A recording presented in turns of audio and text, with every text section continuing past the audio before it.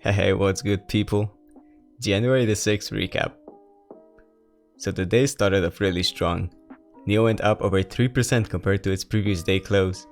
From the very beginning of the trading day, it tried to break the $55 resistance line, but unfortunately with no success. It then bounced around the $53.50 to $54.50 range, but that was until 2 PM when it just got obliterated, a 9% drop in the span of 15 minutes. But why? Shortly after 1 PM, hundreds of pro-Trump protesters pushed through the barriers set up along the perimeter of the Capitol. Then at 2 PM, police reported that demonstrators got into the building and the doors to the House and Senate were being locked and the House floor was being evacuated by the police.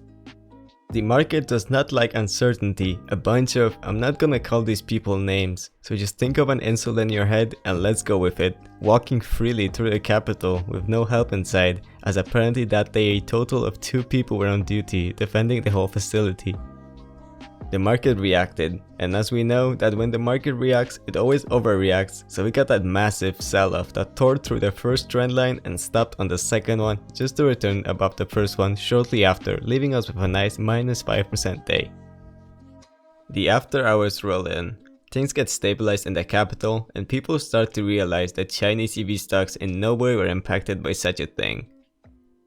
Aside from some additional delisting fears, as the US government is contemplating about restricting Americans from buying shares of Alibaba and Tencent, an event which is incredibly unlikely to happen, so the stock price went up like 3% in the after hours alone.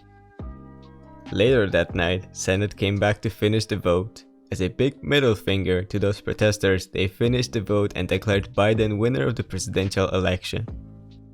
So January the 7th rolls in and greets us with a very nice green pre-market all around the stock market.